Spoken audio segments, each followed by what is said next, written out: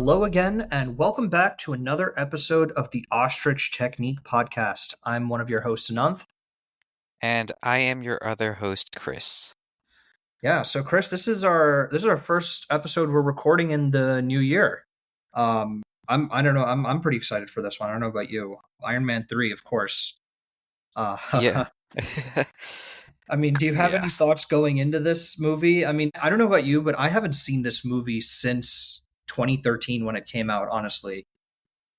Yeah, I might have seen it more recently than you, but this is one of those Marvel movies that I don't actively go and rewatch. So if Yeah, that's any yeah. indication.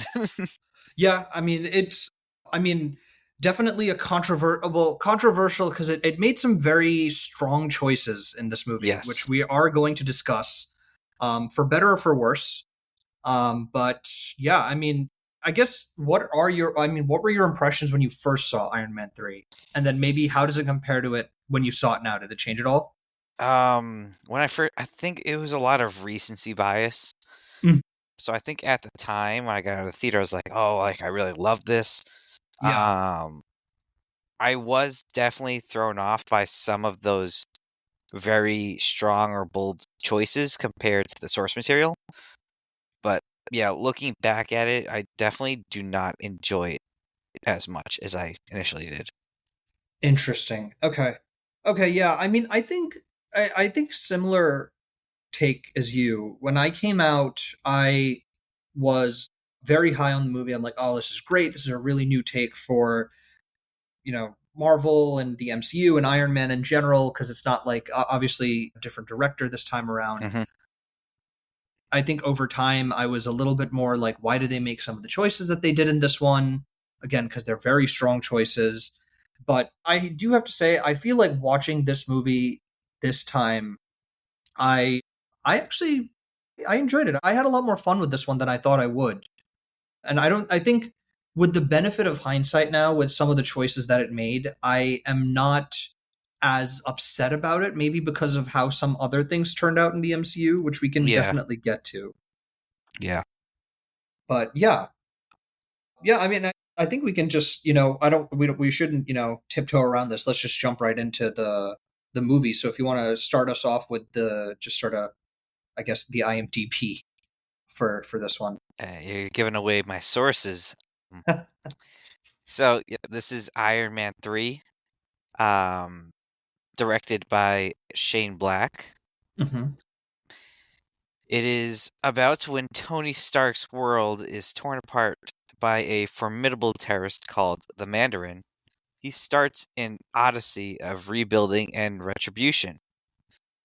This, of course, is starring Robert Downey Jr., Gwyneth Paltrow, Don Cheadle, as well as Guy Pearce. Hmm. Yeah. I mean, it's a good cast. I mean, I guess regardless of what we thought of the movie, they did do a really good job with the casting of this movie again. But I mean, Marvel always does a good job with casting, I would say. Um, Hmm. yeah. But yeah, I guess we can just jump right into Act One. I mean, oh, well, I guess before we jump into Act One, I do also have to mention. I mean, this is Shane Black movie. I mean, Chris, have you seen a lot of other Shane Black movies? Like, I, The Nice Guys, Kiss Kiss Bang Bang. I have not, but I am aware of the reputation of Shane Black's movies. Gotcha. Okay. Yeah, because I mean, he's known very much for his buddy cop um Hmm. movies for sure. Yeah, I mean, I've seen. I think at this point I hadn't seen any Shane Black movies. Obviously, by now I have. I've seen Kiss Kiss Bang Bang and The Nice Guys, and I really like both of them. So again, that might also be coloring my opinion as to maybe my perceptions on this movie a bit more because I do like Shane Black. So um, yeah, I guess.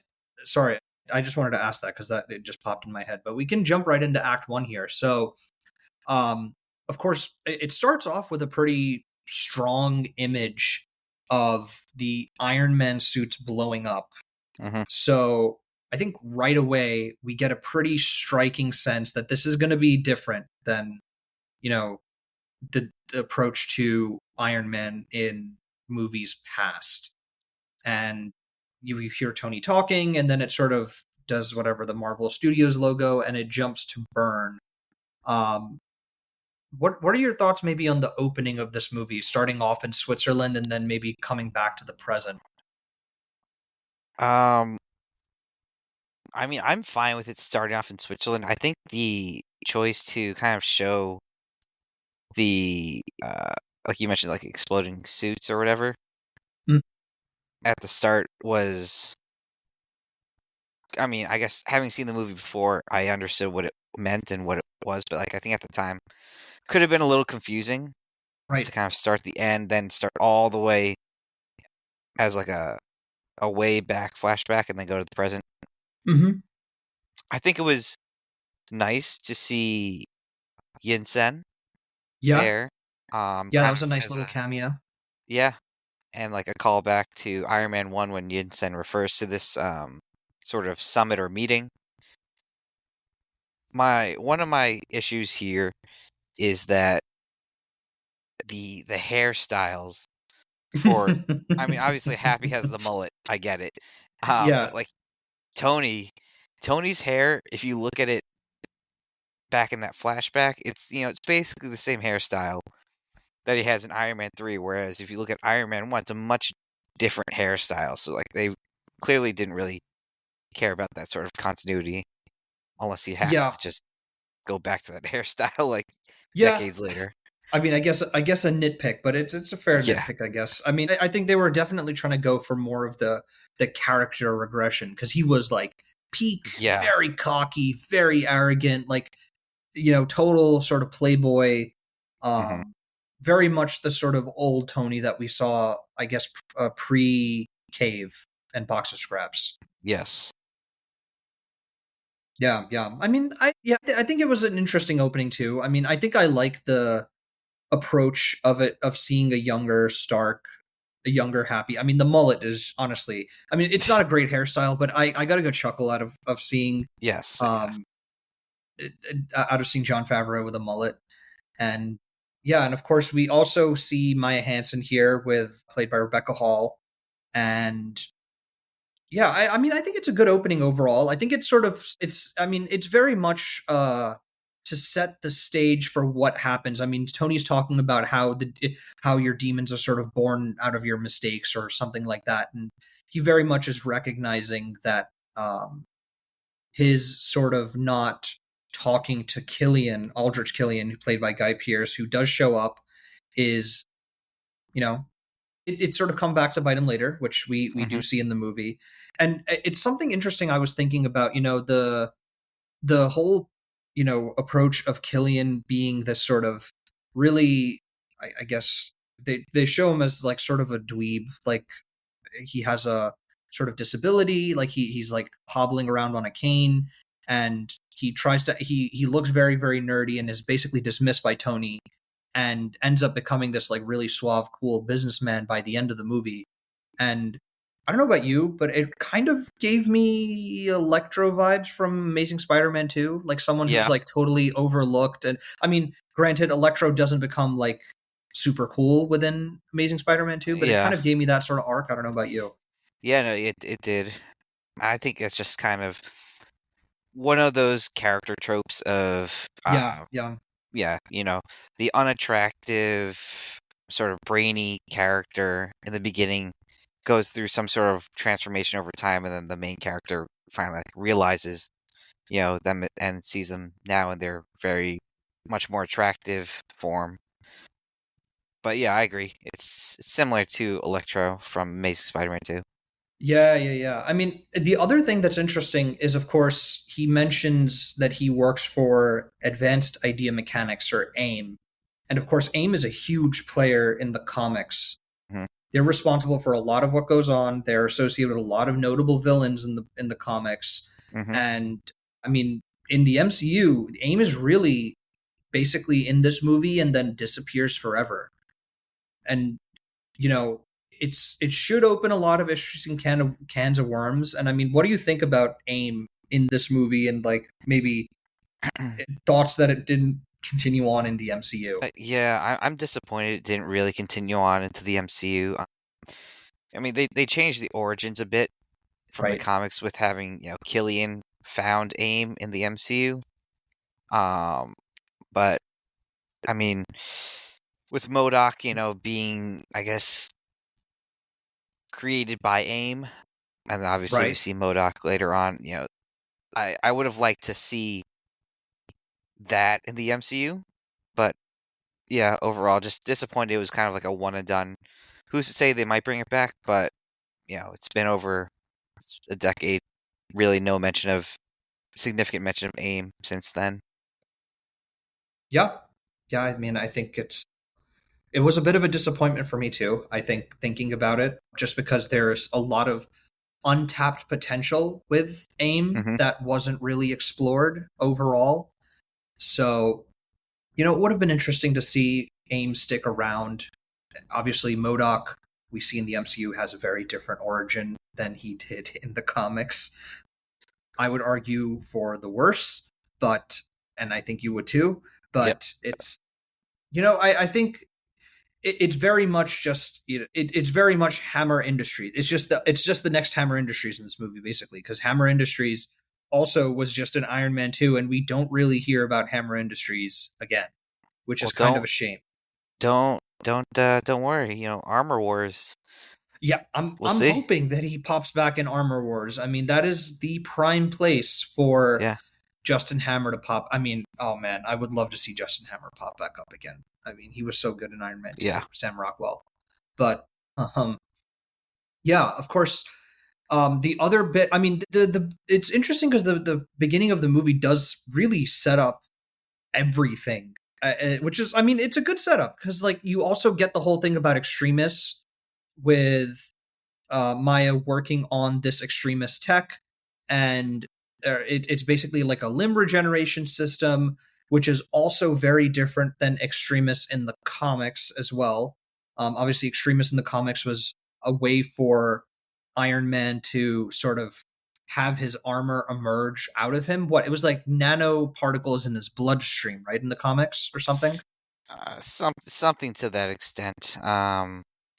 I think Yeah. it was similar, as in it was like some sort of virus created Mhm. and could regenerate. But yeah, it's a little bit different in this movie. Yeah, yeah. I mean, what are your thoughts on that Extremis, or this version of Extremis, versus what we got in the comics? Because I know that there was a lot of anticipation about this movie having Extremis, and of course, they sort Yeah. of tease us with that because, Tony has that sort of autonomous suit, the Mark 42, flying over to him. So we think it is Extremis, but it's not really. Ye- Yeah, and I think that's probably. I felt like if they were to do it that way, where the suit emerges from his skin, that would have been maybe a little bit too unrealistic, at least at the time that we were at with the MCU. Right. So I'm honestly fine with the way it turned out, and instead we got, Tony's able to put in these sort of implants into his body to call his suit to him, the Mark 42. Mm. So I'm kind of fine with that take. Mhm. What about you? Yeah, I mean, I think it's an interesting approach to it. I mean, I think the theme of this movie overall, or like the goal of it, is very much subversion. Like it's very much trying to subvert a lot of the, I think, original comic book tropes and the original sort of comic book beats that they are taking these sort of story points from. I mean, Extremis is one aspect of it. AIM, they subvert the idea that it's this huge organization, and it very much sort of dissolves by the end of this movie. Obviously, there's another one which we will be discussing in Act Three, but yeah, I mean, I think I'm fine with it. Like, I think it serves its purpose in this movie. Obviously, I think the way that the Iron Man tech progresses, we don't really need that version of Extremis from the comics per se. But I mean, yeah, I think it's fine. Yeah, I think it's fine overall. Of course, Hmm. yeah, I mean, I think that really sort of covers the beginning of it. Of course, then we sort of flash to the beginning, and or to the present day rather, and we see Tony injecting himself with something, and then we realize that it's to remotely call his Iron Man suit, which in this case is the Mark 42. So we have that sort of suit up Hmm. of him in the Mark 42. And I mean, This is I think another big sticking point in this movie overall. What were your thoughts on the Mark 42 in this movie? Because it is a very different take than the Iron Man we saw Yeah, from the first three outings that we got of him from Iron Man 1, 2, and Avengers. yeah. It is a weak armor. I Hmm. thought that when I saw the movie the first time, Yeah. and rewatching it, I think the same exact thing. It is such a weak armor. Yeah. Uh, I think it is cool that he's able to remotely call each individual sort of piece of his armor and, Hmm. fly and form around him. But as an armor itself, I don't think it's the greatest. I also don't really love the inverted color scheme of mainly gold featuring the red Red. highlights. Yeah, I would agree. But I do like how he kind of incorporates that autonomous or autonomy to like call his suits into some of his later suits. Right. Right. Right. Yeah, I mean, I mean, I agree that this suit was very weak overall. And yeah, I was thinking about why they wanted to go with this approach. And I mean, I was reading some interviews and stuff before in preparation for this podcast, and I think the I was reading an interview from Feige, and I believe he was saying the whole purpose for this one was to strip Tony Stark back to his bare essentials, and this movie is very much just about his intelligence and using that to fight, and he's very much stripped of his armor. So it very much de-emphasizes the armor in this, which is, I mean, interesting because it's an Iron Man movie, Well, it's really but a Tony Stark movie, let's be honest. exactly. I mean, Yeah. it very much is a Tony Stark movie, and I mean, Feige even says so. Like he says, this is a Tony Stark centric movie, which I can't dispute him there. This is very much a Tony Stark movie through and through. It's very much about his demons, his fight. Yeah, I think that pretty much encapsulates it. And I mean, I don't know. I'm curious to hear your thoughts about my take on this about the Mark 42, because obviously we hear that Tony mentions he's like running on 72 hours without sleep, which he looks very good for not being with Yeah. 72 hours of sleep. But I think part of that whole thing is, I think he's not in his right mind when he's making this suit. Obviously, we learn later on that he has been basically just tinkering in his lab, just making suits nonstop. Um, and I think part of that is one, the quality goes down just because he's not in his right mind making all of these suits. And two, I think it's just the concept of the suit overall. The fact that it's a detachable suit Hmm. just makes it weaker by comparison versus the Yes. other suits, which are like literally like bolted on, strapped in. Like I mean, it they're just inherently all sort of one piece, unlike this suit, which is not, which I think lends to that maybe being weaker. And of course, they tie a lot of the software issues and stuff to it being, a prototype. But I will say to that point, the Mark 7 in the Avengers was technically a prototype as well. That Or was a it wasn't a tank. prototype, but it was not ready yet. And, Tony had to tell Jarvis to, like, get it ready and just get it up and going. And of course, that was, I mean, A it tank. was a tank. It was the suit. I mean, I think that Yeah. is maybe one of the most iconic Yeah. Iron Man suits in the entire MCU overall. So it's, I mean, I don't know. What do you think about my theory there? Like the fact that it's, Uh, a combination of Tony's just not being all there because he's just been so neurotic about it, and then of course the fact that it's just the suit not being a great design for a suit. yeah, your latter point is at least the same thing that I was thinking it being, oh, it's detachable parts, it's multi-part, it's not, one sort of cohesive unit, which is why it would inherently be weaker. So that's actually the same exact thought I had. It's an interesting theory you have about, because he's running low on sleep and he's not in the right mind, the quality's going down. But I like that. Yeah, I like that theory. yeah. I mean, I mean, because we also do see this later on, and I'll bring it back up when we get to the end of the movie. Of course, the final fight scene. those suits are Yeah. when he calls all of those suits, those are also not tanks. I mean, they're much more, single body suits. Like they're not like coming apart for a lot of them, but Yeah. they're not like the tanks that we think of when we think of the Iron Man suit. No. Really the only suit that I think is a tank in this movie is one Igor, the one that like is like holding Yes. up the Yep. thing, and then Iron Patriot. That Mhm. outfit is also a tank, but that's obviously based on the War Machine outfit. So Yep.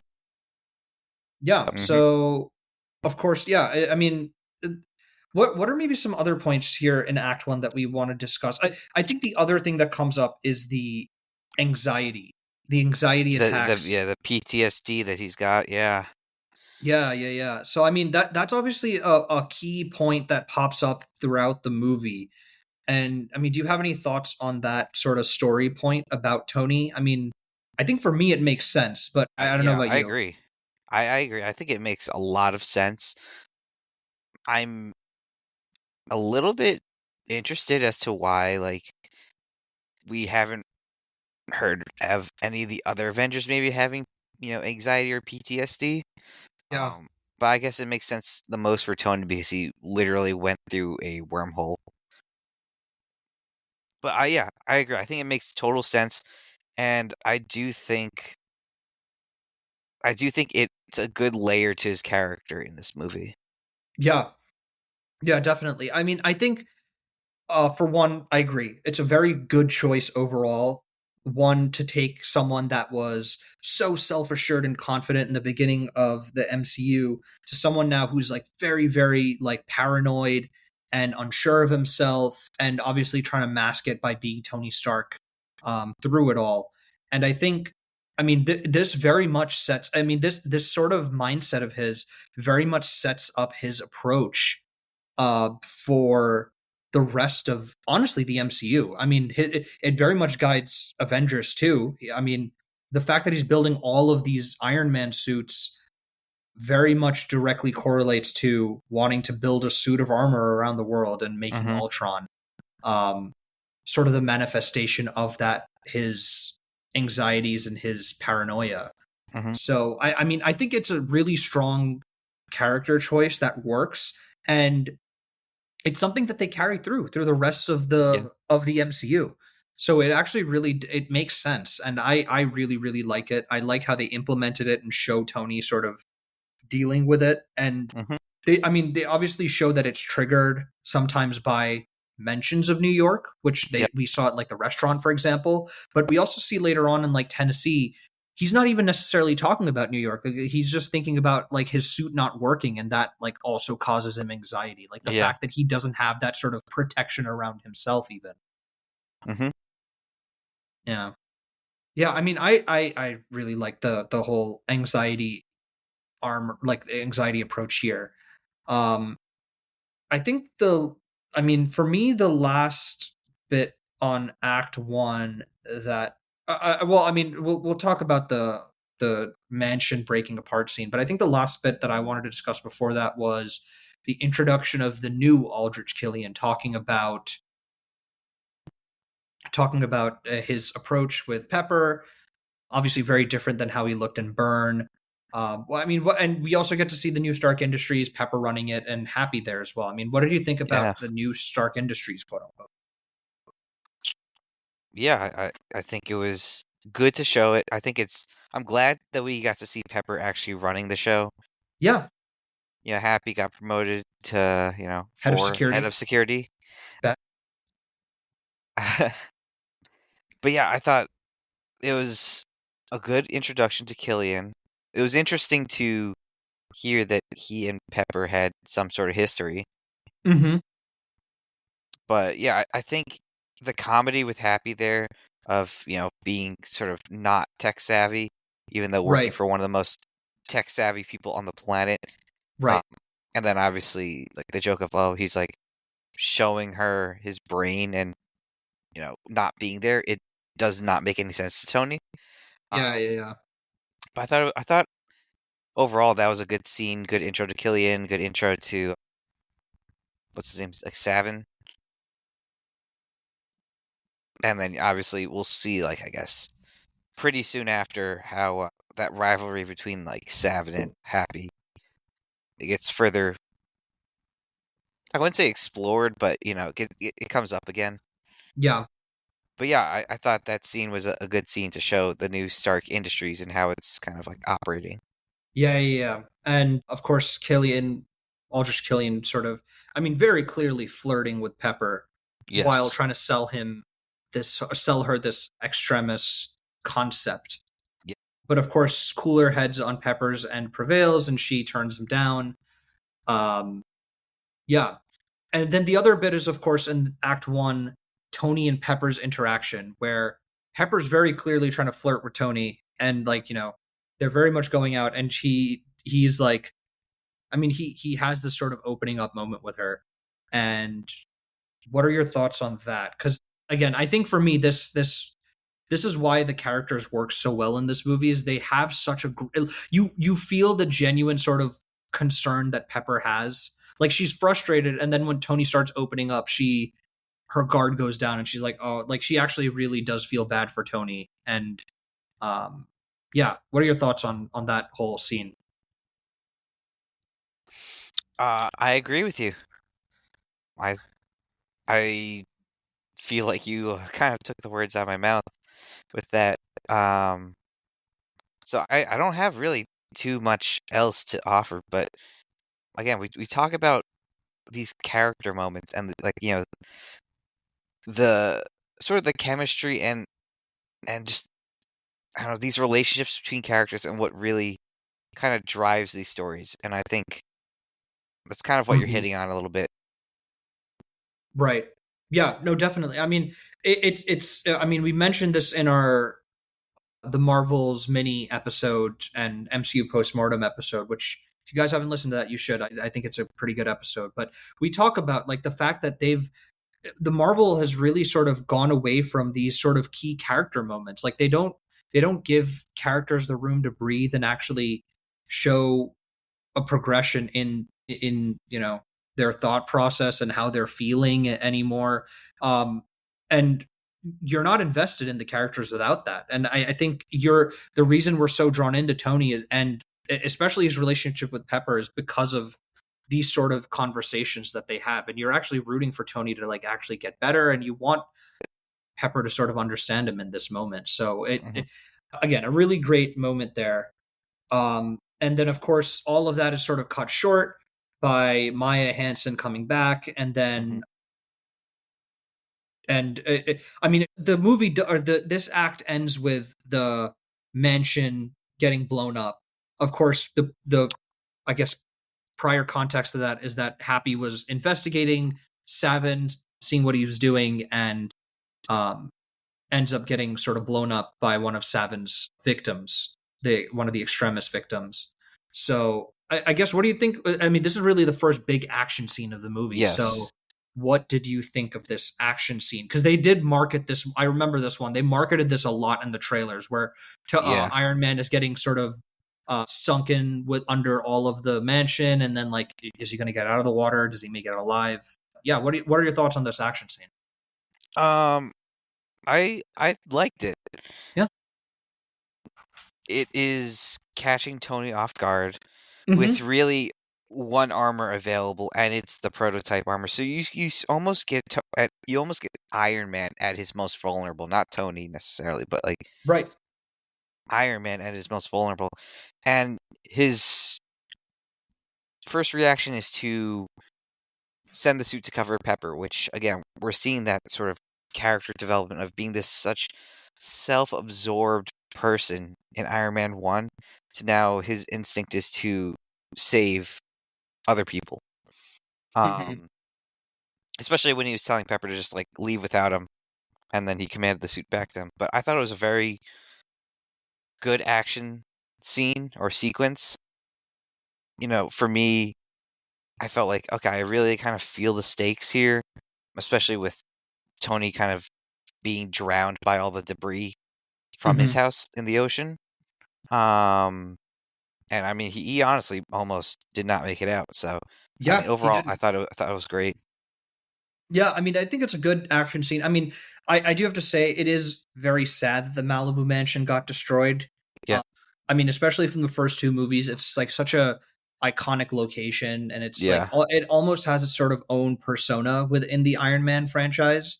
So to see it get destroyed was a bit sad. Of course, we do also see that the key Iron Man suits, that scene that we saw in the beginning of the movie, also sort of plays out.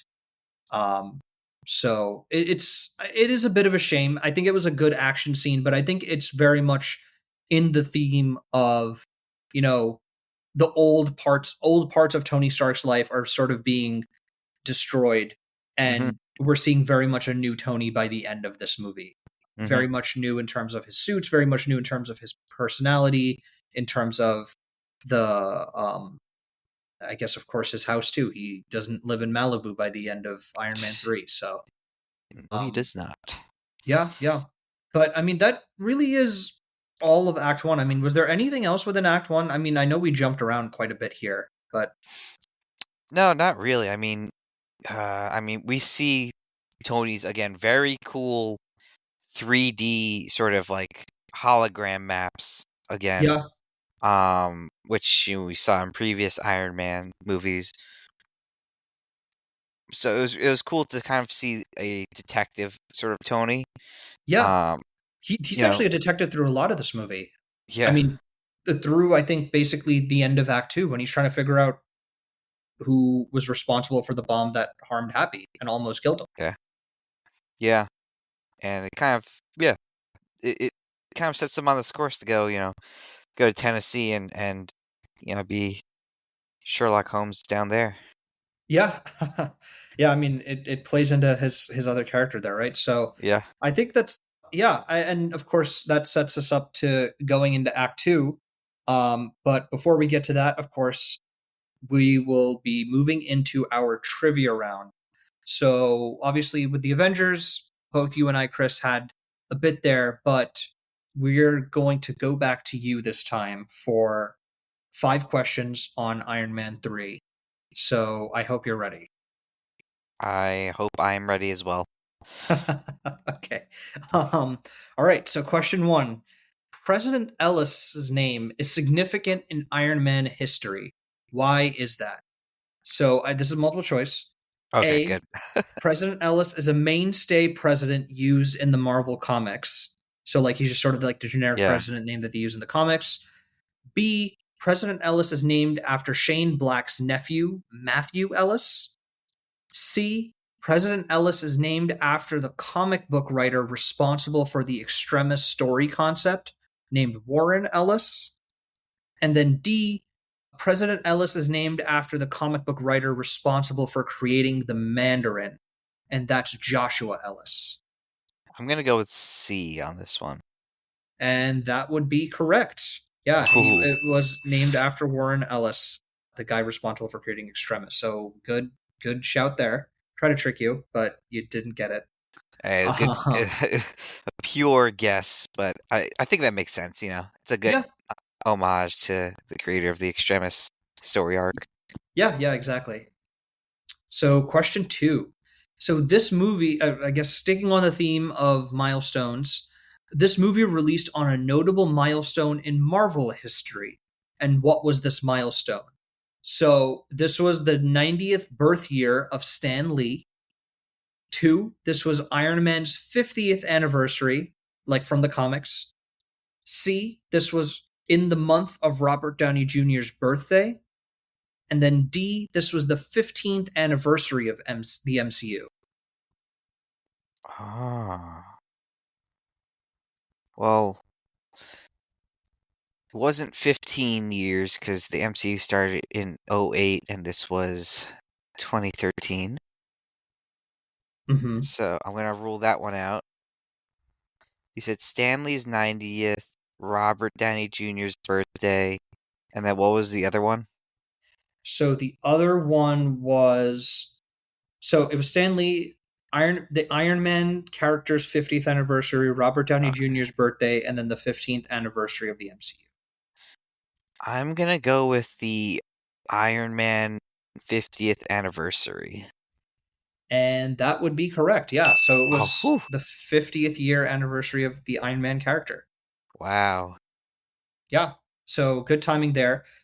I will say though, Stan Lee was 90 years old when this movie came out, so that was like kind of a right answer, but it wasn't on like in the month of his birthday. He was born in Okay, December. Um, but yeah, he was technically 90 years old when this movie came out. got it. Okay. And so then the next question for you. So this movie has something notable in its opening credits. Um, what is it? And this one isn't multiple choice. I'm just going to have you go open response here. Open response. What even happened in the opening credits? I'm trying to think. Something notable happened in the opening credits, you said, right? Something notable, not plot wise, not character wise. It's just something notable. Uh, yeah, I don't want to say more. It's just something notable. I guess it's the title credit sequence or like the opening scene. Um, Interpret Or it how you will. I don't want to. I don't want to spoil anything here because that might give away the answer. okay.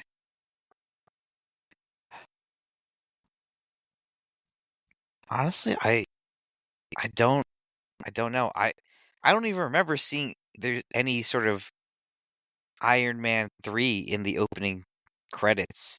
Yeah, So, there wasn't. That's true. But is that your I, answer? I'm gonna go with that. Okay. Well, that is incorrect.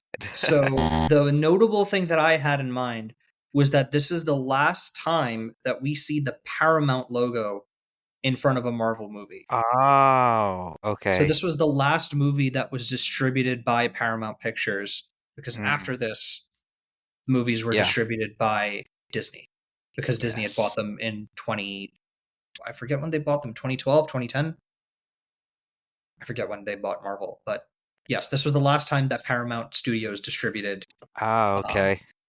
yeah, or help produce a Yeah. Marvel movie. So Interesting. yeah, Okay. okay. So I got one on you there. So the next question, uh, Aldrich Killian was modeled after a famous billionaire tech mogul. Which one is it? And this one I'm going back to multiple choice for you. Okay. So I have Elon Musk, Steve Jobs, Richard Branson, and Bill Gates. I'm gonna go with Richard Branson. That is correct.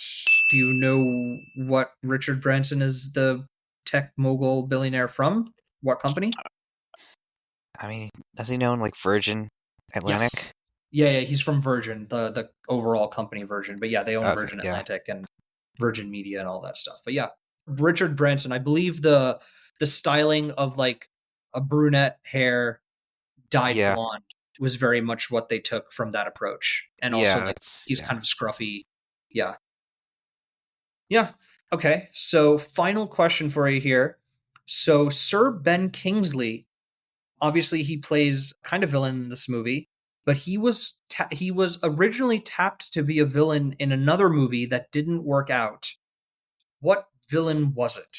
So I'm going to give you again multiple choice here. So Okay. A, was it the Vulture? B, Doc Ock? C, Doctor Doom? Or D, Magneto? Ooh.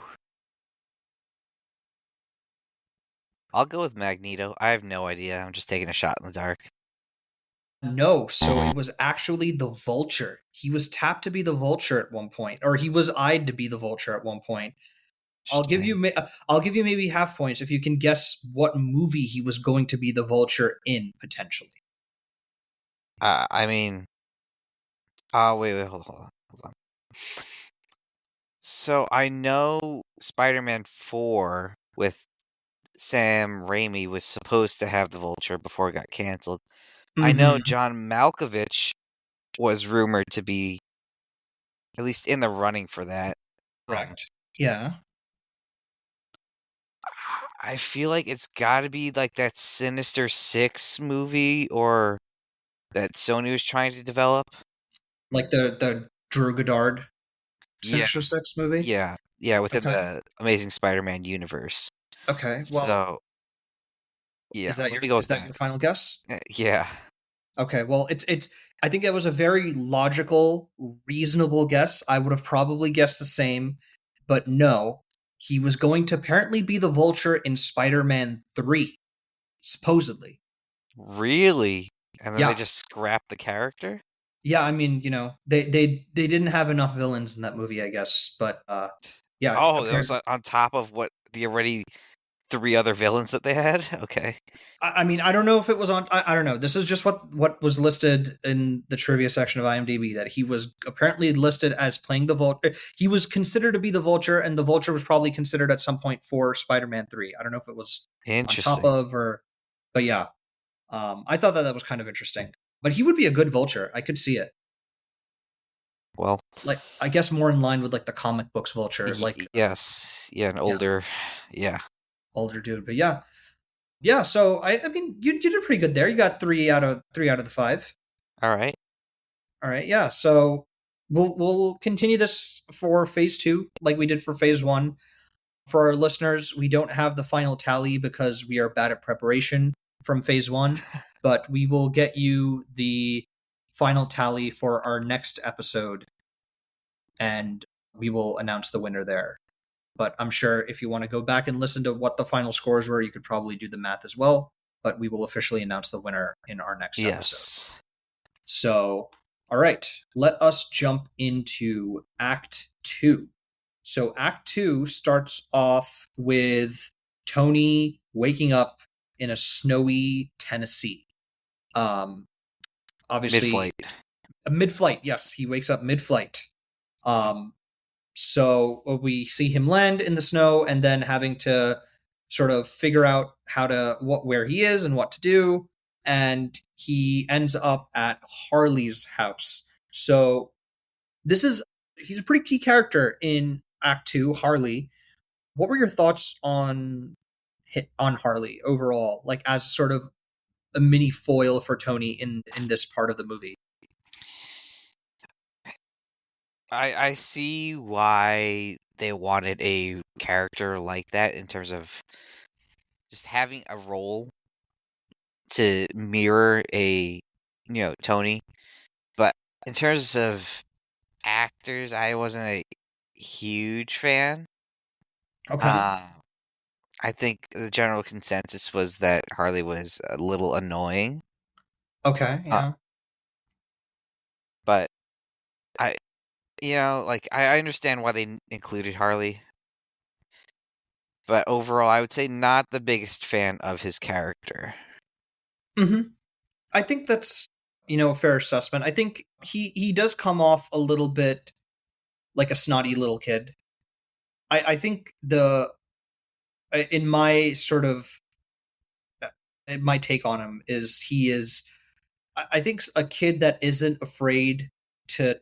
I mean, he's not sort of enamored by the sort of mystique of Tony Stark.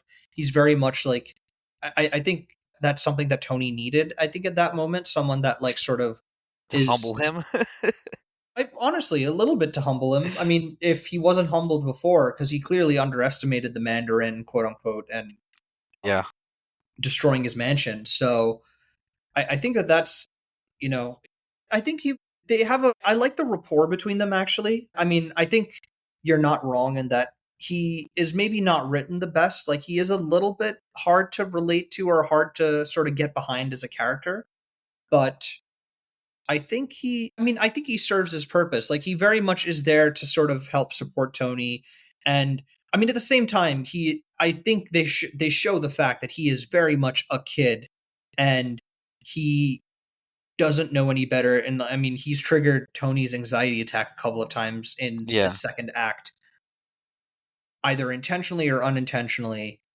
But yeah, so I think that was. I mean, he was a definite. I mean, it's again a very interesting choice, and especially if you've seen Shane Black's other works, I think he sort of perfects that sort of smarter kid character in The Nice Guys. Which, Chris, you haven't seen other Shane Black movies, but I strongly Mm-mm. recommend The Nice Guys. It's a really really good movie with Ryan Gosling and Russell Crowe and Angourie Rice, who's in the Spider-Man movies. Yes, yes. But yeah, really. I mean, so I think. you can see sort of the inklings of Shane Black sort of toying with that character and then bringing it into the Nice Guys. But yeah, I think that I agree with you. I wouldn't say that he's necessarily my favorite character in the movie, but I sort of understand why he's there, Hmm. um, within the context of the story. But I think what I like about the second act overall is it very much sort of feeds into that sort of detective Tony arc that we started from the end of Act One, where Hmm. he's trying to figure out what happened to Happy, what's going on with this bomb, quote unquote, and he's trying to find maybe a similar event that happened in Tennessee, and Yes. he stumbles across some more action than he was maybe expecting with the fake Homeland Security woman, and also some more extremist folks there. I mean, I know we talked a little bit about the Detective Tony angle, but I mean, did you like this approach to Tony Stark maybe being more detective-y? Yeah, I mean, it get to show his brains and his wit Mm. more, and it's like outside of the technological context that we've seen him throughout the entire MCU Right. to this point. So it was nice to see, like, hey, he is street smart too. Yeah. He can also just, think through things and solve problems that are not technical. Just, yeah, being like a detective, literally. And I Mhm. thought it was really cool, kind of like a Batman sort of deal. Yeah. Yeah, I mean, he definitely is sleuthing around a little bit there. Obviously, not to the level of Batman. I mean, he's definitely not as sneaky or as intimidating as Batman, as I would say. But he, I think he did a good job. Like, I think he was Yeah. he was definitely, I think, going about it in the right way. And yeah, obviously, the end of this act, we get a bit of resolution that he figures out that it wasn't actually a bomb; it was a person Hmm. that was responsible for um, blowing up. And yeah, I mean, I think it was a good sort of interesting approach. We get a little bit of a break from the commotion that's going on in maybe some of the other places. And yeah, I mean, I think it's a good arc overall. Of course, he has a fight with Savin there, and we also get to see a little bit of Tony action without the suit, which is also not super Yes. common within the Iron Man. I mean, within the MCU in general. There's only very few scenes without the suit.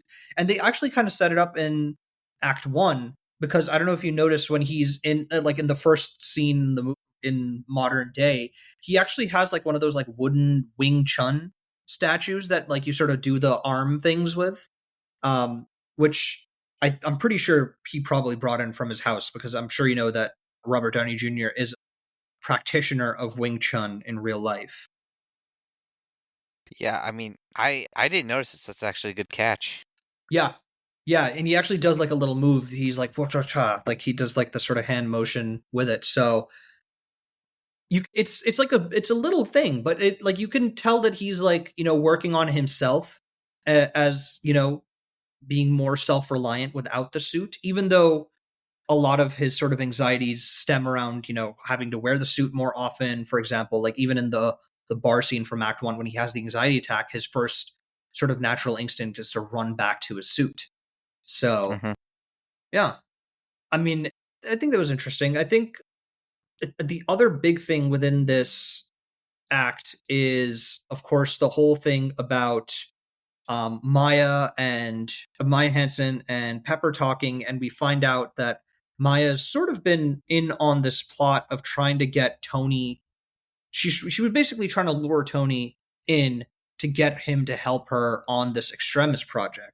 Hmm. So this is kind of one of the few plot twists that we have. So what did you think about the whole Maya arc? She ends up being she was actually in this movie a lot less than I remembered her being overall, because she's in here and then she gets killed pretty unceremoniously. Very, very unceremoniously. I mean, just reading some of like the background behind her character in terms of the production. Well, I guess in the comics, I know she plays a bigger role, and I think she is much more of the villain in the Extremis arc, whereas Aldrich Killian is kind of just a side character who has very little to do. Hmm. Um, but I'm reading the kind of like the behind the scenes stuff is. I think the original plot twist was to be Maya was the main villain behind AIM, and rather than Killian. And then Oh, really? Disney execs allegedly were like, no, and they cut, a decent amount of her role out. And Interesting. I they didn't were know like, this. yeah, we won't be able to sell merch or toys as well with a female villain. And so they switched it to Killian as being the main villain. And um, I think it would have served a little bit better had we actually seen that vision of, okay, really it's Maya pulling the strings. But, we got what we got. But I That's don't think we got Yeah, enough of this character, honestly. yeah. I mean, that's interesting. I didn't even know that she was initially thought to be the main villain. I mean, would you maybe have preferred her to be the main villain over Aldrich? Yes, I'm not a huge fan of Killian, and like, all right, we'll get to this in Act 3, but I would have been fine with also having just the Mandarin as the main villain. But if we were going to have to pick between Maya and Killian, I would have rathered it been, okay, it turns out Maya's been the one behind the scenes and the real mastermind of this little Yeah, plot they got going. yeah. I mean, I think I agree with you in that, like, the main sort of antagonizing push is the extremis sort of concept. Hmm. And I mean, Killian has very much co-opted that concept of extremis by Yeah, within the movie. So yeah, I mean, I think it makes sense that Maya should have actually been the villain. I didn't even know that, but I think that that's actually, it makes more sense in my mind now that I know this. And that actually, yeah, that's so interesting. Wow. yeah. Like Huh. they literally are using her technology. Yeah, Um, exactly. so Yeah, I mean that's, I think, very interesting there. Yeah, I mean, I think, and then here really Act Two ends with Tony.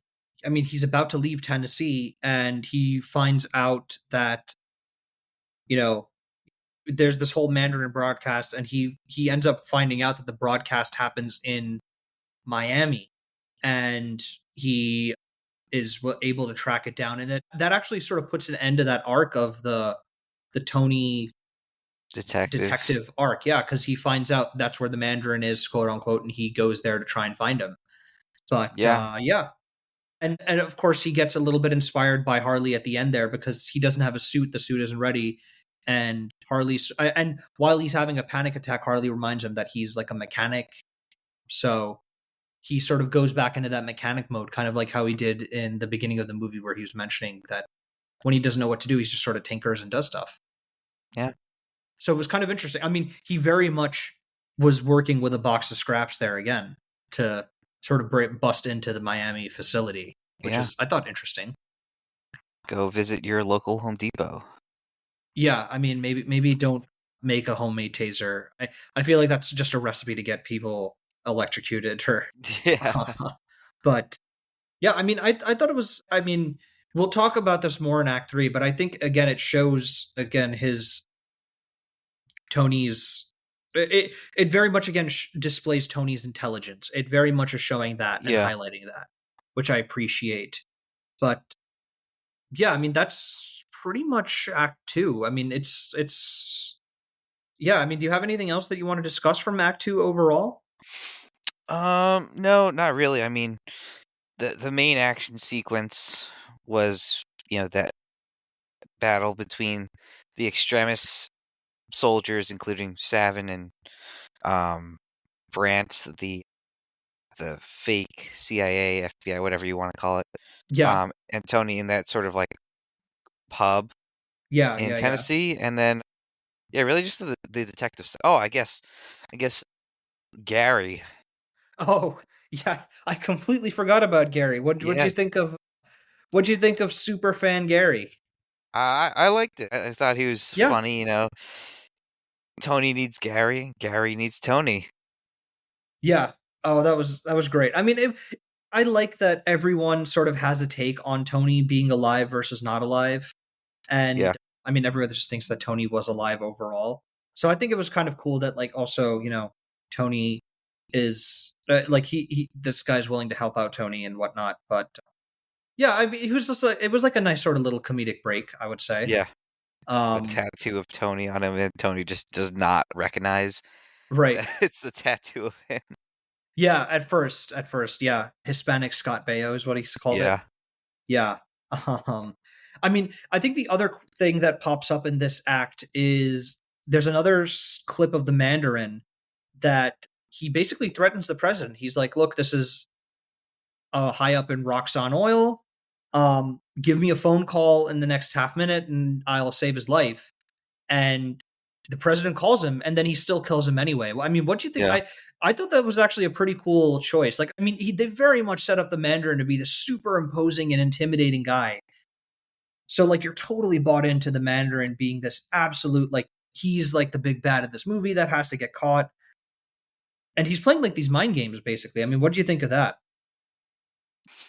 Uh I at that point in the movie I was like, I agree with you. You know, Yeah. he's this guy who is the big bad, like you said, playing mind games and clearly does not keep his word, has his own self-interest. So I thought up until this point I was like, okay, I'm good with this. Yeah. Um and then of course we get act 3. 3. Yeah, which I mean we'll get into act 3, but before we do, um we do want there is the Stanley cameo that happens in act 2, which happens Yes. at the beauty pageant. Yes. So, very very short cameo in this one too. So here he is basically just holding up a sign rating the girl at the beauty pageant. So, what do you think about this one? What do you think about this cameo overall? Uh I thought it was funny, good for Yeah. Stan Lee to work himself into a cameo at a beauty pageant.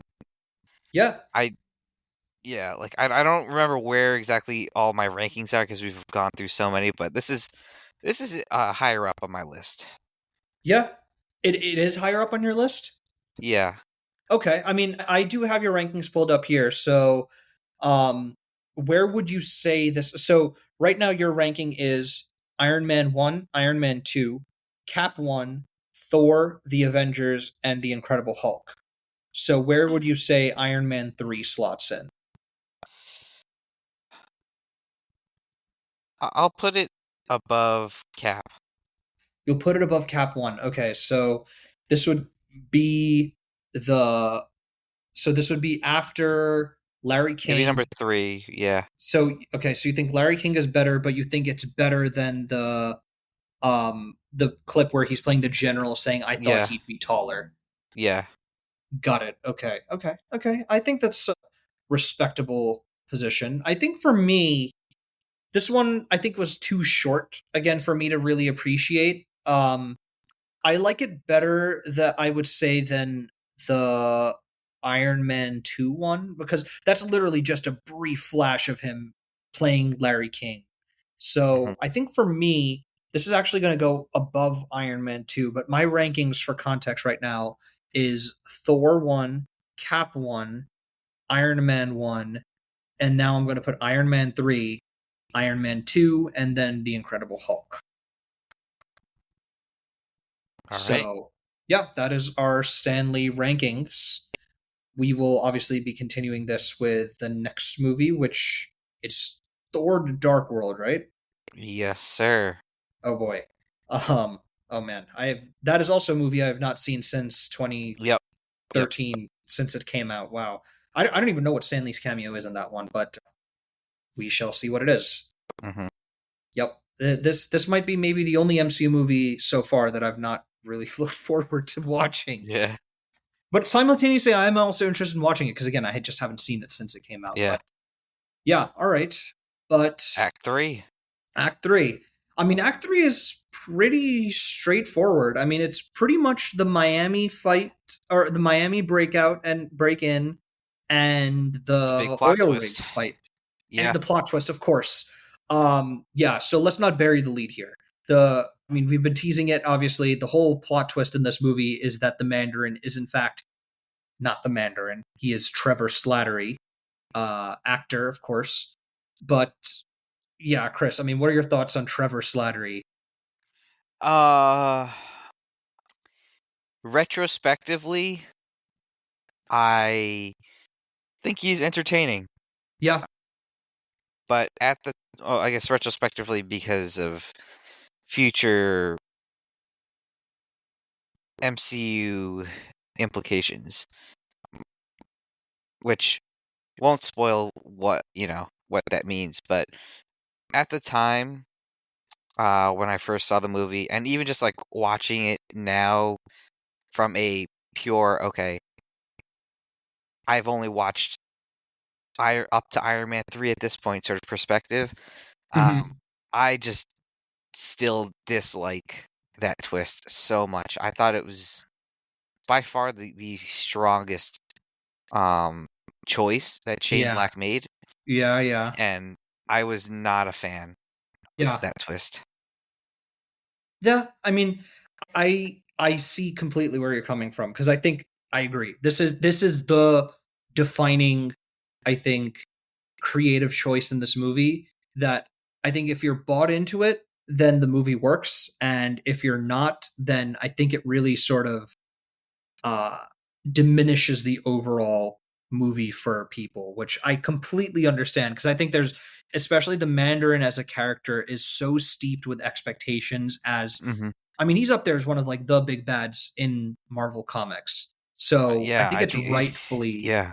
tied to a lot of expectations.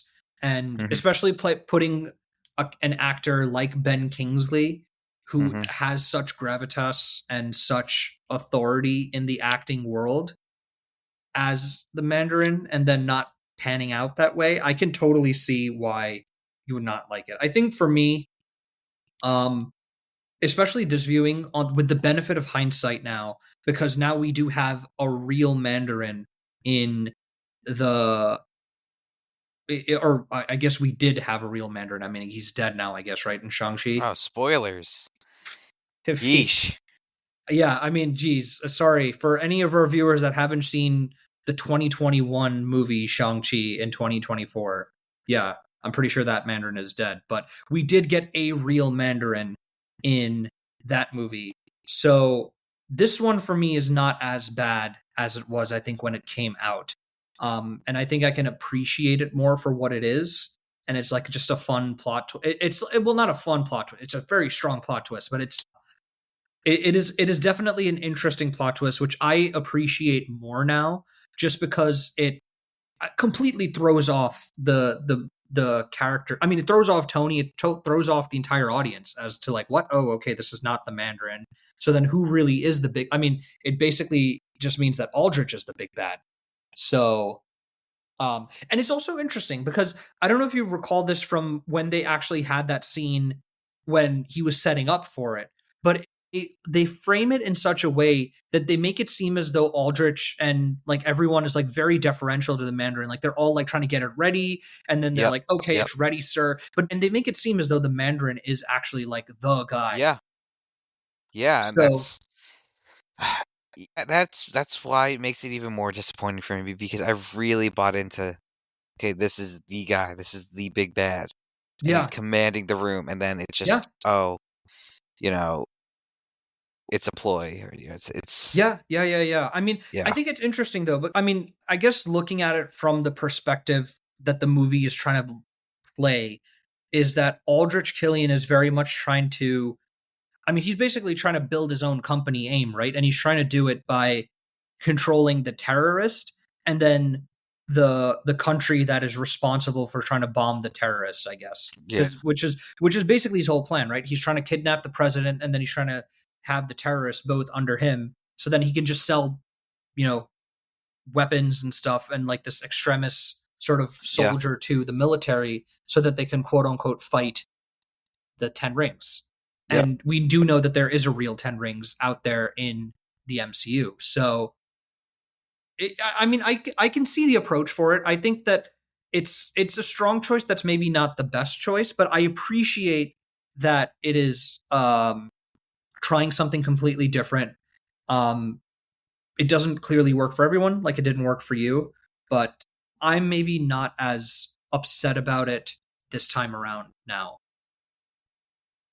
Yeah, but Okay. it is a Yeah, choice. fair. It's definitely a strong choice. So Yeah. there's no shame in not liking that approach to the character, Yeah. which is totally fair. But I will say also, I think they did also. I mean, I think the fan reaction to this movie and the Mandarin um, did also lead to the It "All Hail did. the King" short, where Yeah, we it did did. find out that there was a real Mandarin and they kidnapped Trevor, which is also the last time we actually saw in person Justin Hammer as well.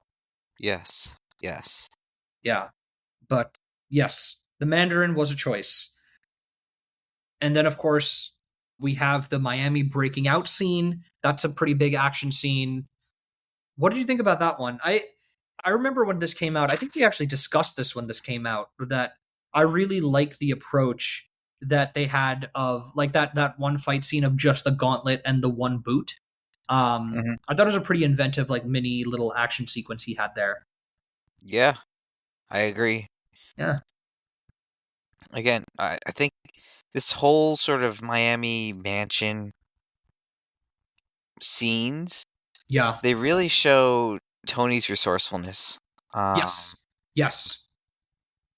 and man, those pieces of armor flew a long way to get to Miami. 836 miles, right? That's what that guy said. Yeah, yeah. Um, and then, of course, it then leads us back to the reunion of Tony and Rhodey, who we really have not mentioned so far in this episode, but Yeah, he's kind of been yeah. on his own side quest. Yeah, I mean he very much has. He's been sort of I mean, he's been given sort of a wild goose chase trying to find the Mandarin, and in doing so he basically gets kidnapped by Killian, who is controlling the Mandarin. And of course, he gets rebranded as the Iron Patriot in this one instead of being War Machine, even though I mean, in War essence he Machine basically rocks. yeah, War Machine rocks. I mean, what did you think about this approach for Iron Patriot? Because obviously in the comics, Iron Patriot has his own. I mean, Yeah, he's tied to. He's tied to Norman Osborn, being an Iron Man sort of knockoff, but definitely not that case here. So, what did you think no. of? I mean, it's basically a reskin of War Machine. Yes. It literally is, and it was not necessary. I think they just really want to do it because of the comics having Iron Patriot as a character. But Yeah, yeah. I'm gonna be even more cynical and say that I think it was just to sell toys. I'm sure. I'm sure. Yeah, I'm pretty sure it Um, was just to sell toys, honestly. I'm Um, sure. But but yeah, I mean, but we do get a nice little reunion of them.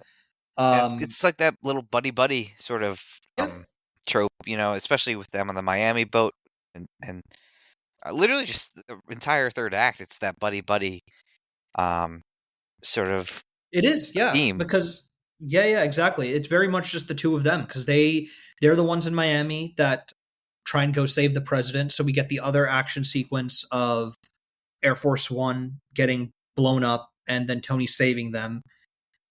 What do you think of this one? Because this is also another big scene I remember that they were advertising when the movie Yeah, came out. the monkeys in a barrel. Yeah, I Yeah, liked it. yeah, Um, I thought it was a cool scene. It clearly shows Tony can strategize on the fly and sort of command a room. yeah. Essentially, it was cool to see that. Oh, in the end, Tony was just remotely controlling the suit. Mm-hmm. Um, which again, They did like set it it's up. a They just set this up in Act One where he was remotely controlling the suit when Pepper came yep, back. yeah. So So, it was a good payoff in my opinion. mhm. Um, and yeah, I mean, not to digress a little bit, but we do talk about how Air Force One does get attacked, and just like literally previously to that, Tony or Rhodey had called the vice president to warn him about that, and the vice president we then Oh, learned yes. Yeah. is you know aligned with Killian. Yeah. I mean, basically, the vice president has his own self interest there because he wants that extremis solution for presumably that was his daughter, right? That has Uh, that had an amputated limb, or yeah. Yes. And So did you catch that cameo that I had told you ahead of time? no, was the kid that was that actually That Jen was Ortega? that was Wow. Okay, I did not notice that that was Jen Ortega. I have to, I guess, go back to that scene and see that it yes. was her. Yeah, of course, Jen Ortega, famous for playing Wednesday now in the Netflix show Wednesday. And but yeah, interesting. Wow, I did not even register that. Yeah, Wow. go rewatch that one scene. Yeah, I'll have to go back and watch that scene now. But yeah, I think that that was a good little action sequence. I think what sticks out for me is through this movie is also the CGI. Like the CGI is still very solid in this. Obviously, it's a very different take on the sort of tank Iron Man that we got, but the CG is very solid in this movie. Again, Yeah, I was fine with and it, yeah. it's yeah. I mean, I think again, it's only on top of mind just because of how janky the CG has been in Marvel off late. Yes. In like the movies and stuff. So it's nice to see MCU movies that have good CG again. Yeah. Where I mean, maybe the CG artists actually had the time and and they weren't maybe as swamped with so many other sort of CG fest movies that there are now today. So yeah, yeah, it was a good CG, and then of course I think the final really bit here is the the final fight overall at the oil rig. So there's a couple of things Yes. going on at the oil rig. So of course, um, they save the president, and then they confront Killian. One of the things that's interesting here is Pepper having extremis injected in her, and it's very much in this movie and never again. And I'm very curious what you think about that. Well, Tony says at the end that he found a way to basically stabilize Pepper's extremis, so it Right. was like it's just, yeah, it's just like one of those like one-liners that kind of just goes away. Hmm.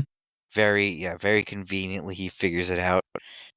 I mean, they did mention that he was on the verge of figuring it out. Maya Yeah. Hansen did mention that, which is why she was trying to bring him in the first place. But Yeah.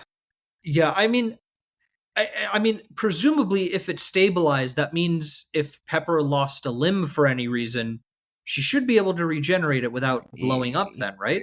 I guess. Yeah, Yeah. just interesting implication. I mean, not that I think we're gonna see Pepper in the Yeah. MCU again. I don't know. I mean, maybe in Armor Wars. Maybe we'll see her in Armor I Wars. I feel like I Gwyneth Paltrow's probably done with it. Yeah, I mean, she's too busy selling Goop. Goop. Yeah, I mean, literally some of the weird stuff that she sells on Goop. But Yeah. yeah, yeah. I mean, but what are your thoughts? I guess within the context of this movie, her having extremis, because it obviously comes back in a big way at the end, where she actually Yeah. saves Tony. Yeah. Which I thought was is good. I like that. Otherwise, like I didn't really see too much of a point of her having extremis. Like literally all it gave her was that sort of increased durability and Yeah, strength, but yeah. otherwise I I didn't mean, really I see a think point I to think it it. was more just the threat of what extremis could do, right? Like the fact that it Yeah. could potentially she could blow up, Yeah. or that it could because it wasn't it was unstable. She could, Yeah. yeah, basically self-immolate like some of those other people had. But Mhm. yeah, I mean, I think it was an interesting approach to give Pepper extremis. I mean, I wish they utilized it in an interesting way in the future movies. Yeah, but I they mean, they don't. just never did. But I do wish that we saw more of it in a productive manner. And the part of that is, of course, they just barely used. I mean, Iron Man 3 is really the last time we see Pepper till Spider-Man Homecoming, right? Yeah. Yeah. And Yeah. even then it's a small like it's a cameo. Yeah, I mean, it's a cameo right at the end of Spider-Man: Homecoming, but this is the last time we see Pepper till that movie. So Yeah. yeah, I just wish that we got more of her be like with Extremis. Obviously, we see a little bit of her doing action in uh Endgame, but that's in the rescue suit. That's not as I mean, but I wouldn't expect Tony to have her out there sort of just fighting bare Yeah. knuckle the Outriders and stuff. But yeah, I think that was an interesting approach. And then of course the final fight overall. What are your thoughts on the house party protocol? All of the different Iron Man suits coming in and helping out Tony. Yeah, I think it was cool to see his work from Hmm. his insomnia. Yeah, And it was cool to see how like all the different suits had sort of different shapes and functions. And like you said earlier, these suits are just torn apart fairly easily by the extremist soldiers. yeah, yeah. Um, so they were essentially just disposable armors. But it was Hmm. cool to see how Tony was able to just jump from one to the next, eject himself before it gets ripped apart, and basically just suit hop. But I think he was very clear that he was outmatched by Killian I mean, in this physically, fight. yes, because he's fighting a superhuman, basically. Yeah. Yeah, yeah. I mean, I think it was an interesting fight overall. I think this I think visually it's a very interesting fight that we get all of these different Iron Man suits that have very different abilities, each of Hmm. them. Obviously, we get a nod to the Silver Centurion armor, which was a kind of nice little thing. I know fans got really excited when they saw the Igor suit because I everyone thought thought that this that was Hulkbuster. Hulkbuster, Yeah. which it ended up not being. And in reality, Hulkbuster ended up being a lot cooler a suit. But Yes. yeah, but yeah, I mean, I think it was an interesting approach. I feel like I think one we mentioned this obviously earlier on the fact that Tony and the Iron Man suits were they were much weaker in this version than they were in maybe any other version. And I think Hmm. they do take steps to rectify that within the later MCU. I mean, in Age of Ultron, the suit is very powerful again, like it's almost like a tank again. Um, and then, of course, in Endgame, the suit is also very, very powerful. Even in Civil War, it was very powerful there too. So it's, I think, very much an isolated case within Iron Man 3 that the suits are like this, which I'm fine with because I think it very much fits into my sort of headcanon there that it's a symptom Yeah. of Tony just not being all there and maybe making the best quality suits. So, Hmm. yeah, I mean, and then of course the movie ends with him blowing up all of those suits, which for And better then or the for very worse, next movie, yeah, he has the all the very next suits movie back. he has an Iron Man suit back. So, Yeah. I mean, the implication I think was very clearly that it seemed like he was done with Iron Man, and he very much isn't. So, I don't know what you think about that. It was interesting. I mean, I get the gesture. Yeah. Um, but yeah, like I said, he blows them all up. Oh, I'm done with Iron Man, and literally the next time we see him, he's in a Mhm. suit. So, don't know if they really thought that through, but I thought it showed again a character moment of his relationship with Pepper, how he was willing to blow up all of his suits because she wanted him safe and not doing that stuff necessarily. Yeah, yeah. I mean, she's definitely concerned about Tony always being in the suit. Um, and I think part of that is why, and he did mention that it was it, earlier in the movie that this was pretty much absorbing all of his time. So again, I think it's a nice gesture. It very much feeds into the whole the Christmas vibe also because he makes them blow up into like fireworks and stuff. And of course, I think I mean story wise, it ends up being moot because of course Iron Man still has to be Iron Man for the next Avengers movie. So it was a bit hollow, and we don't ever really see Pepper's reaction to him being Iron Man again because of course she vanishes till phase 3. Hmm. So I think it works within the context of this movie and Tony's journey in this movie, but ends up unfortunately being a bit toothless just because it doesn't pan out in any meaningful way in future movies. All of those suits being blown up. So yeah, I mean that's Iron Man 3 then, right? I mean, is there anything else that you want to discuss? I guess we have to give the rating, right? So Well, um I guess before that, yeah. the the whole thing of him saying how, basically gets the arc reactor removed, and it's like, basically this tech doesn't define me.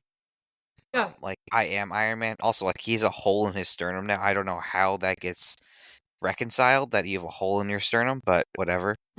Yeah, I mean, you can rebuild a sternum. It's just you know, but I think that I mean, I like that you brought that up though because I think that very much is the theme of the movie, right? Like another theme of the movie rather, that his tech isn't defining who he is. Like he is Tony Stark, and this movie very much shows the prowess of Tony Stark as an individual, not just the Iron Man suit. So one is of course blowing up those suits at the end leads into that, but of course I think symbolically him getting that shrapnel and then the arc reactor removed to that's necessary for that shrapnel is sort of reflective of that, which I think was interesting. I mean I like that.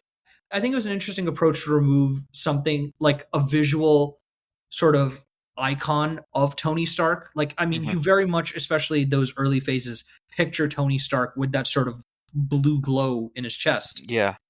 And obviously in later movies that just isn't there anymore. So I mean, did you have thoughts on that then, I guess? Because, yeah, I think that was an interesting take. I thought it was But an again, interesting it take fits too. within the context of the movie. I agree. I don't have a larger issue with it like I Yeah. do with, like, say, the Mandarin. Yeah, yeah, yeah. I'm fine with that happening because now he just has a detachable arc reactor. Hmm. But like I said, I was like, he seemed to recover from just a hole in his sternum and that surgery relatively fast. Yeah, I mean, biologically also there's some concerns that hole was, especially like in Iron Man 2 was so, no, Iron Man 1 was so deep. It would Yeah, probably be where his heart is in reality. So, yeah, I mean, I guess it's not worth sweating the details yeah, on this, but yeah, he's alive and he's gotten yeah. the shrapnel removed now finally, which you would have thought he would have gotten done earlier, you know? Yes, yes. Yeah, I mean, because canonically in the movie, it's, I mean, 2012, 2013. So Yeah. it's been 4 or 5 years since his arc reactors, or since Hmm. his accident and stuff. So Yeah. yeah, but And yeah, I mean, any other final thoughts here, Chris? just real quick is just the post credit. Really, nothing of substance, but it's Science Bros. Yes, that we realized that the narration was him uh Recounting everything to Bruce. dumping basically on Yeah, Bruce Banner. yeah. But Yeah, yeah, otherwise that's pretty much it.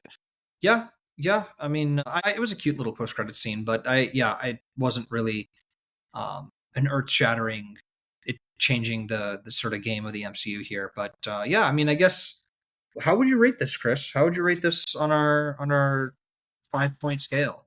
Probably like a 2.75. 2.75. Yeah, Nope. like yeah, 2.75. 2.75. Okay. Yeah, I think for me, this would probably be a 3.25. So Interesting. Okay. a little higher. I mean, I Yeah. like I said, I'm more favorable on this movie overall than I think you are because the Mandarin Mhm. thing doesn't bother me as much. But yeah, I mean, I think I think it's a very enjoyable movie. I think the script is great. It's like really sharp. Like I like the dialogue in this movie particularly. I like the um some of the story choices that they make. We discussed like the anxiety. I think the Mandarin point was maybe a little bit weaker, but it was I respect the bold choice that they took there. Killian wasn't that great a villain. Obviously, now I know that Maya Hansen was supposed to be the villain, and I would have liked her to be the villain instead. But yeah, I think that those are pretty fair scores overall. Mhm. Would you say? Yeah. No. Yeah, Um, I guess that's it for us. I mean, do you have any final thoughts before we just sort of do our normal wrap up here? um, I guess to our listeners, yeah, I mean, this falls into the debate of is this a Christmas movie or not? Sort of like Die Hard. So Yeah, this one is not as Christmas. I mean, yeah, I guess Die Hard also just has like some Christmas stuff, but this one it really only has Jingle Bells in the beginning, and then he um has some ornaments as like his, his homemade weapons when he's breaking into Miami. yeah, he has That's some ornaments. You know, he has a Christmas gift for Pepper, and then in the end, the fireworks for Christmas, I fireworks. guess. Yeah. But There's like a yeah, Christmas tree on the oil rig, like just like lights in the shape yeah, of yes, yeah. yes, yeah. I So mean, it's very lightly a Christmas movie, but yeah. I'll say it is in the way that Die Hard is a Christmas movie too. You know. Just like Harry Potter, right? Yeah, Harry well, Potter's a Christmas movie. Harry Potter goes through like a whole school year, so yeah. I mean, the vibes at like within the Christmas scenes in Harry Potter are very cozy, but you know, it's a Yes. whole year movie. Like they're going through a whole school year, you know. So Yeah, sure. Yeah. yeah, but yeah, I guess that's Iron Man 3. And yeah, so I guess our typical housekeeping stuff. If you like this podcast and you like any of our podcasts, please be sure to like and rate us. We are available wherever you listen to your podcasts on Spotify, Apple, Google, which I think is now YouTube Music. I think we're on Amazon Podcast too. Um, yeah, wherever you listen to your podcast, we should be available. Like, listen, rate, please. If you have any questions, of course, you can reach out to our email address at ostrichtechnique@gmail.com. Um, but yeah, for Chris and myself, thanks for listening, and we will see you next month with Thor: The Dark World. See ya then. Yep, see you then, guys. Bye.